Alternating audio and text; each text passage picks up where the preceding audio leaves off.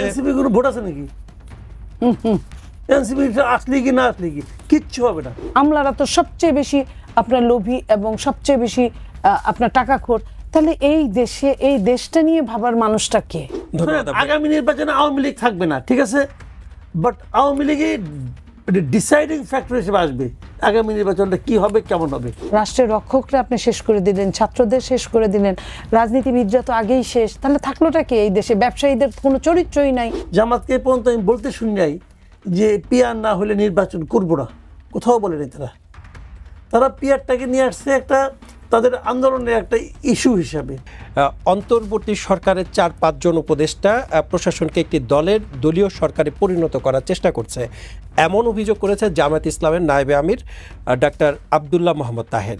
NCP উপদেষ্টাদের ভূমিকা নিয়ে প্রশ্ন তুলেছেন, জামায়াতও প্রশ্ন তুলছেন, তাহলে দেশে বড় দল বলতে রইল বাকি বিএনপি। তিনি বিএনপিকে কি ইঙ্গিত করলেন কিনা যে তাদের পক্ষ হয়ে উপদেষ্টারা কাজ করছেন?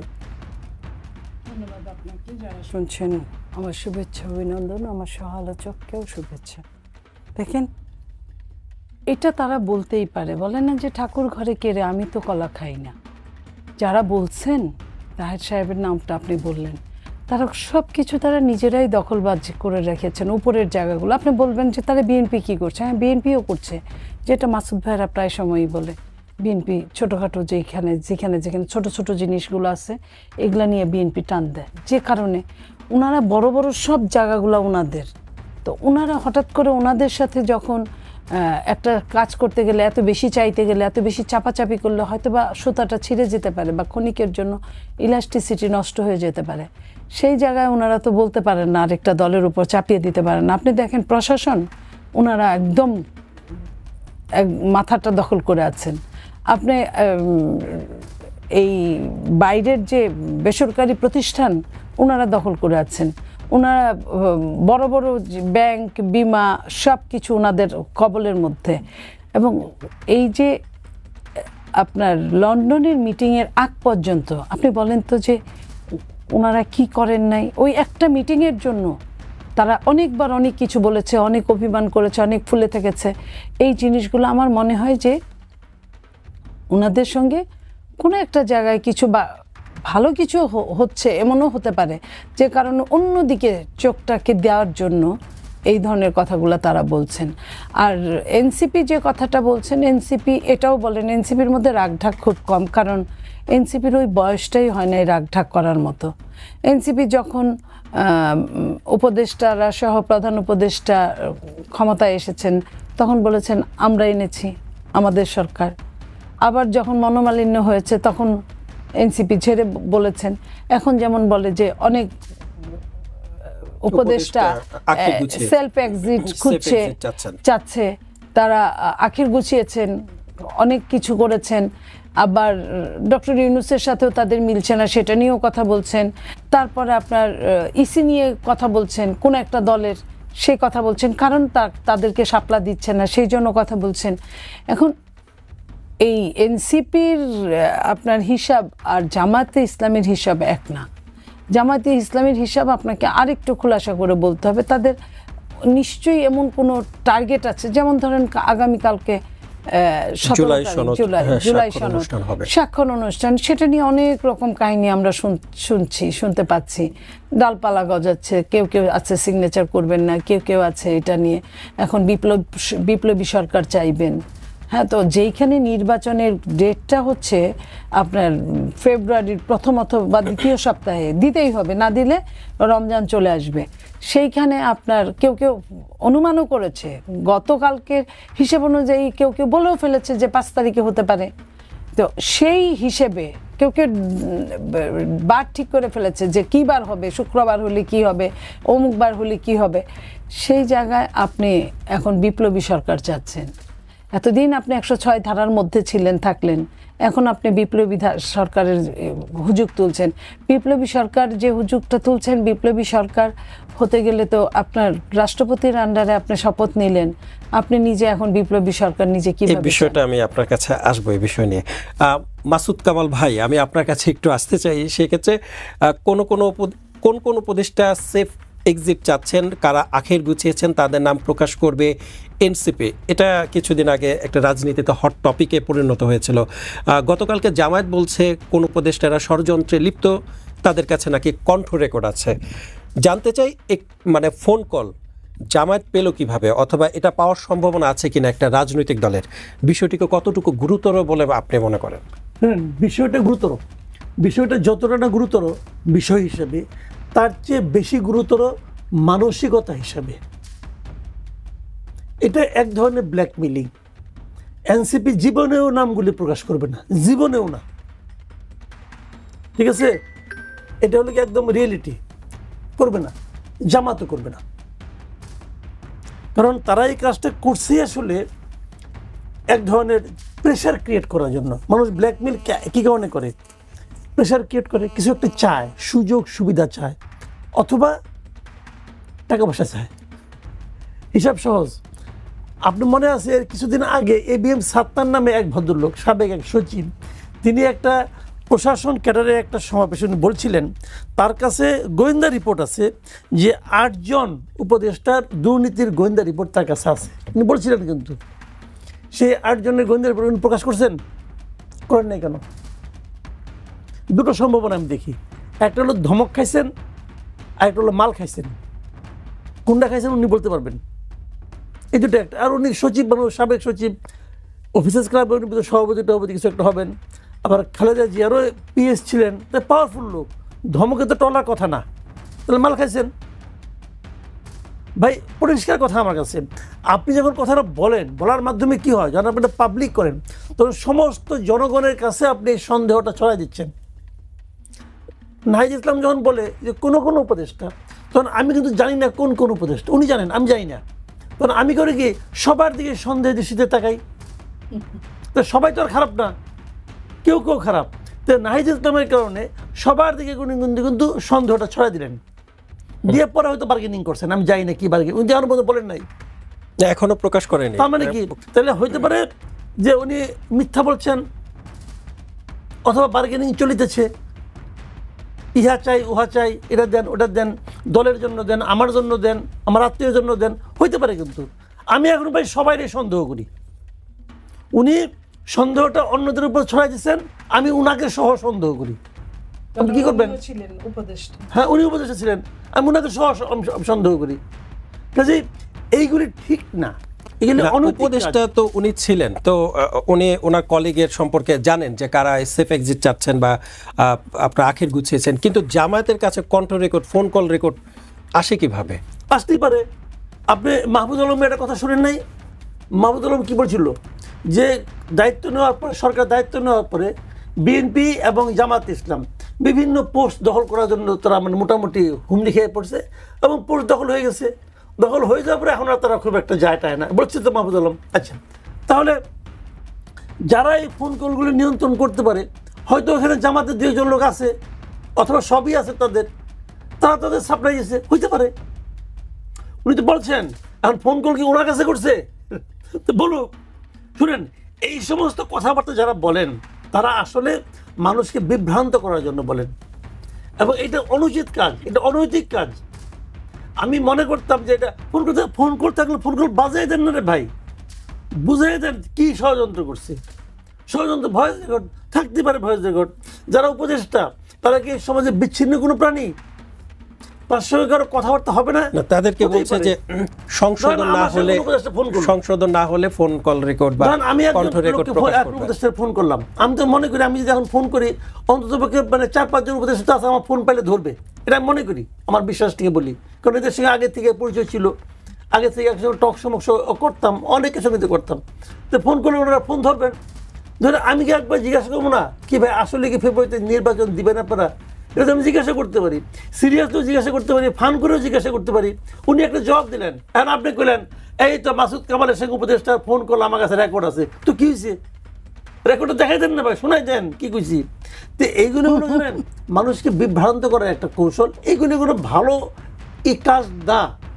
আর আরেকজনের কথা আপনি আরেক পিতা শুনবেন কেন? এটা তো আরেকটা সমস্যা। এটা তো ফৌজদারি অপরাধের মধ্যে পড়ে। আপনি আমার সঙ্গে কার কি আলাপ হয়েছে, এটা তো আমাদের ব্যক্তিগত ব্যাপার, ওটা আপনি শুনবেন কেন?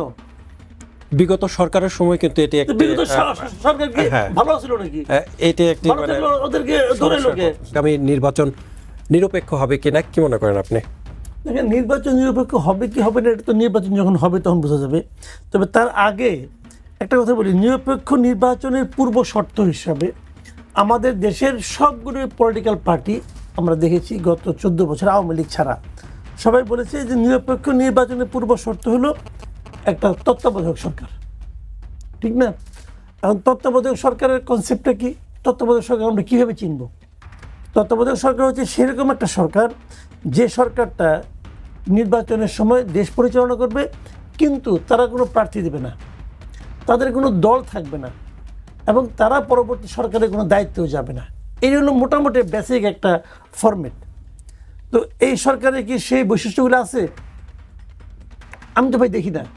এই সরকার প্রধান আগেই বলছে, দেশে বিদেশে বলে বেড়াইছে যে এই এনসিপিকে দল বানাইতে সেই পরামর্শ দিচ্ছে, মানে এটা তার দল বেসিক্যালি।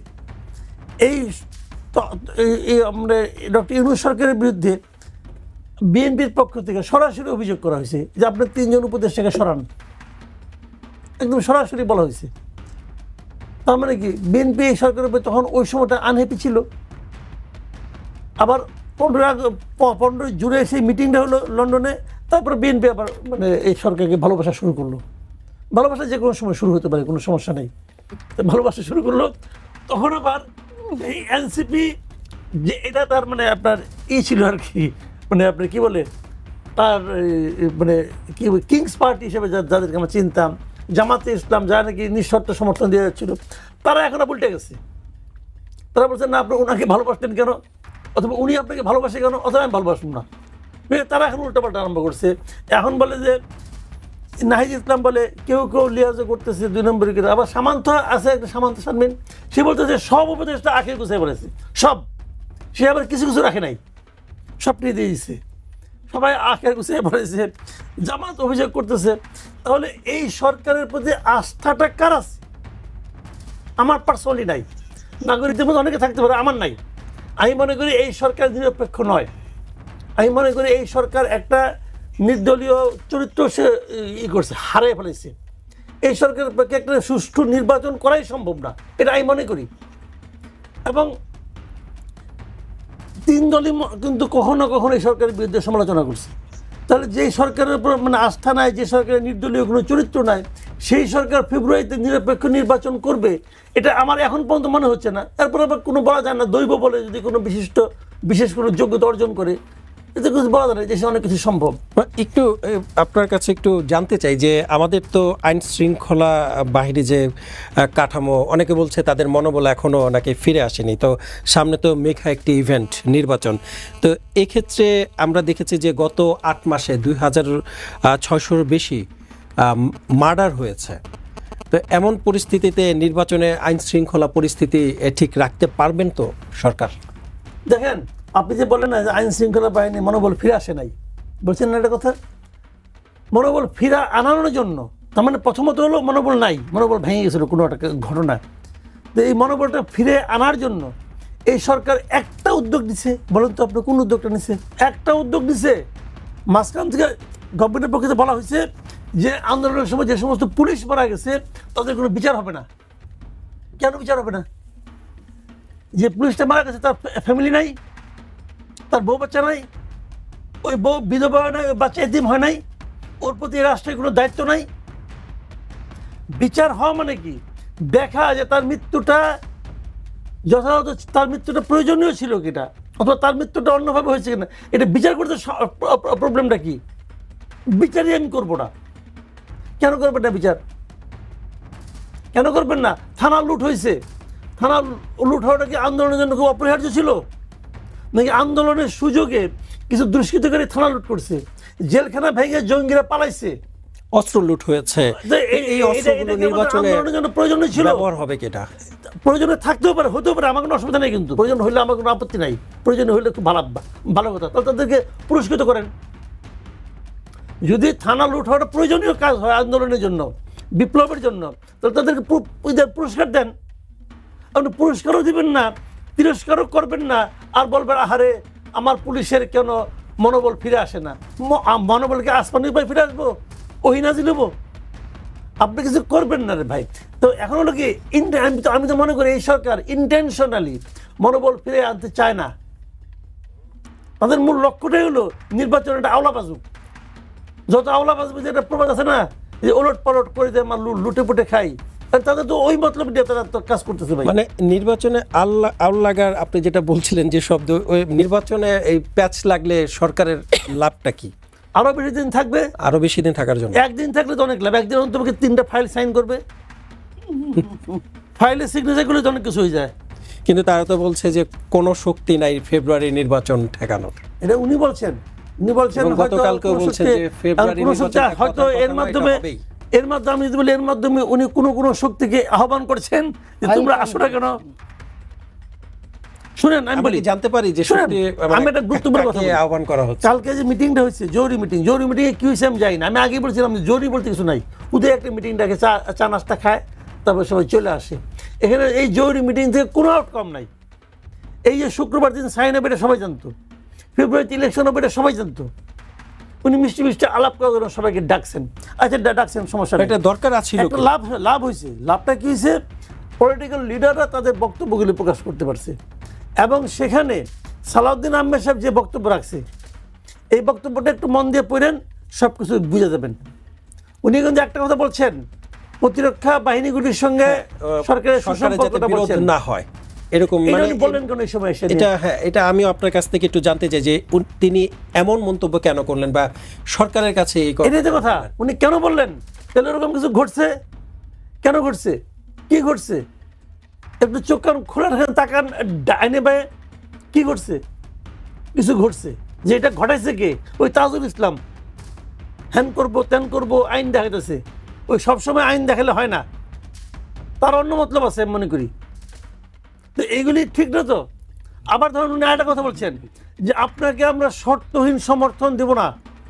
পড়ে দেখেন কি লেখছে, আপনাকে যে সমর্থনটা আমরা দিচ্ছি তারও একটা শর্ত আছে। কি শর্ত সেটাও তাকে বুঝতে হবে। কালকে লাভের মধ্যে ওইটাই হয়েছে যে একটা ভালো একটা ভাষণ পাইছে। ধন্যবাদ। প্রধান উপদেষ্টা শেষ পর্যন্ত তার নির্বাচনের ট্রেন নিয়ে গন্তব্যে পৌঁছাতে পারবেন?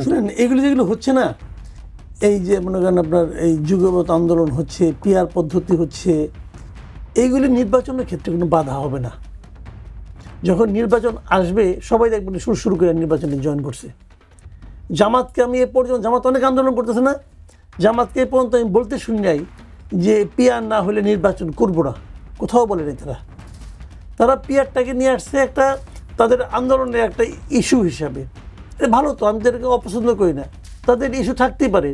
সবার পলিটিক্স এখন তো সব একদল হয়ে যেত, আলাদা আলাদা দল, আলাদা আলাদা পলিটিক্স থাকবে, কোনো সমস্যা নাই। তারা এগুলো নিয়ে জনগণের কাছে যাবে। যদি পিআরটা ভালো হয়, জামাত পিআর চায়, এটা বুঝে জনগণ তারা সমানে হুমড়ি খেয়ে ভোট দিবে, প্রবলেম তো নাই কোনো ভাই। তো চলো কীভাবে? কিন্তু ইলেকশন ভাই হবে, কারণ ইলেকশন না দিলে পরে, যদি ফেব্রুয়ারিতে ইলেকশন না দিতে পারে ডক্টর ইউনূস, তাহলে দেশে একটা ভয়ঙ্কর অবস্থা তৈরি হবে। জাতীয় নাগরিক পার্টি তো যে শাপলাতেই অনড়, কিন্তু নির্বাচন কমিশন বলছেন যে 19 অক্টোবরের মধ্যে যদি প্রতীক বেছে তারা না নেয়, তাহলে নির্বাচন কমিশন নিজ দায়িত্বে তাদের প্রতীক দেবেন। তো এক্ষেত্রে যদি তারা শাপলাতেই অনড় থাকে এবং তারা যদি নির্বাচনে না আসেন, তাহলে সেক্ষেত্রে নির্বাচনে কোনো প্রভাব ফেলবে? কিছুই হবে না, কিছুই হবে না। বা তারা হচ্ছে এনসিপি কোনো ভোট আছে নাকি? এনসিপি আসলে কি না আসলে কি, কিচ্ছু হবে না। বরঞ্চ এনসিপি তখন আরো দ্রুত হারায়। এনসিপি আসলে একটা হারাই যাওয়া দল, হারাই যাবে খুব শিগগিরই। এবং এই যখন ভোটে না আসবে তখন তারা আরো দ্রুত বেগে হারাই যাবে। জামাত যদি নির্বাচনে না আসে তাহলে কিছু যায় আসে, আবার সেক্ষেত্রে যদি জাতীয় পার্টি থাকে মাঠে, তাহলে ওটাও খুব বেশি একটা যায় আসে না, এটা মনে রাখেন। কিন্তু যায় আসেন, আপনি বললেন যে জাতীয় পার্টি নিষিদ্ধ করার জন্য দেশে বিএনপির পরে বড় দল হলো আওয়ামী লীগ। আওয়ামী লীগের বাদ দিয়ে দিচ্ছেন, যায় আসে? আওয়ামী লীগের বাদ দিয়ে কি কেউ ভাবতেছে যায় আসে? আওয়ামী লীগের যে ভোট, শুনেন, বাংলাদেশের টোটাল যে ভোট, আওয়ামী লীগ অথবা বিএনপি, এই দুই ভাগকে যদি আপনি ধরেন, আর বাদ বাকি সবার ভোট হলে এদের যে কোনো একটা সমান না। এটা রিয়েলিটি ভাই, মানতে হবে। আপনার আওয়ামী লীগের লিডার খারাপ ছিল, মানলাম। আওয়ামী লীগের যে আপনার লোক আমাকে ভোট দেয়, জীবনে কোনোদিন আওয়ামী লীগ থেকে একটা টাকা পায় নাই, নেয় নাই, তারা আপনি বাদ দিয়ে দিচ্ছেন, কিছু যায় আসছে আপনার? আপনি একবার ভাবছেন যে এটার নাম গণতন্ত্র কিনা? ভাবেন নাই, গায়ের জোরে বাদ দিচ্ছেন। ওই গায়ের জোরটা দেখানোর জন্য এনসিপি একটা পাওয়ারফুল লোক। ভোটের মাঠে এনসিপি কোনো বেল নাই। আচ্ছা, তাহলে যে আপনি যেটা বললেন যে আওয়ামী লীগের পরে বিএনপির অবস্থান, বিএনপির ভোট আছে। আমি আওয়ামী লীগের পরে বলি নাই। আচ্ছা, আমি বলছি যে আওয়ামী লীগ বিএনপি এই দুইটাই হলো বড় দল। মানে একবার আওয়ামী লীগ উপরে উঠছে, একবার বিএনপি উপরে উঠছে। এইভাবেই আমাদের অতীত চলে আসছে, আমরা যেটা দেখেছি আর কি। তাহলে বিএনপি কি ধরেই নিচ্ছে যে তারা যেহেতু জামাতের মানে জামাত তাদের নিচে ভোটের দিকে ধরে নেওয়ার একটা বিপদ আছে, সেক্ষেত্রে কি তারাই ধরে নিচ্ছে যে আগামীতে মানে ক্ষমতা আসবেন? আমি বলি ধরে নেওয়ার বিপদটা কোথায়? 91 সালে আওয়ামী লীগ ধরে নিয়েছিল তারা ক্ষমতায় আসবে। বেশি আত্মবিশ্বাস আবার ঝামেলা আছে। খরগোশের সঙ্গে কি কচ্ছপের কোনো তুলনা হয় না তো রে ভাই। কিন্তু তারপরে তো গল্পের বলে যায় যেই বলুক হারে তো। এখন বিষয়টা হলো কি, যদি বিএনপি ইলেকশন করে তাহলে আওয়ামী লীগের কথা বলছিলাম, তো আওয়ামী লীগের ভোটগুলো কই যাবে? এরা কি ওই দিনকে সবাই হিজরত করবে? ভোটের দিন তারা এই দেশেই থাকবে। তারা কি করবে না করবে তার উপর অনেক কিছু নির্ভর করবে। যখন ভোটটা পড়বে, যখন ভোটটা গোনা হবে, এই ভোটটা কার কাছ থেকে আসছে বোঝার কোনো উপায় আছে? নাই তো। জামাতের ভোট যেরকম দেখতে, যদি জাতীয় পার্টির ব্যালট থাকে, মানে সিল থাকে, তাহলে সেক্ষেত্রে লাঙ্গলে কি ভাই কি হবে না হবে এটা আরো পরে বোঝা যাবে। কারণ ইলেকশনের সময় আওয়ামী লীগ কি সিদ্ধান্ত নেয়, তারা যদি সিদ্ধান্ত নেয় আমরা ইলেকশন করবোই না, ভোট কেন্দ্রে যাবোই না, তখন এক ধরনের ফল হবে। তারা যদি সিদ্ধান্ত নেয় আমরা সব ভোট ধানের শীষকে দিয়ে দেবো, আরেক ধরনের আসবে, মানে ফল আসবে। তারা যদি মনে করে না আমরা সব ভোট বিএনপি জামাতকে দিয়ে দেবো, তাহলে আরেক ধরনের ফল হবে। আগামী নির্বাচনে আওয়ামী লীগ থাকবে না, ঠিক আছে, বাট আওয়ামী লীগের ডিসাইডিং ফ্যাক্টর হিসেবে আসবে আগামী নির্বাচনটা কি হবে, কেমন হবে।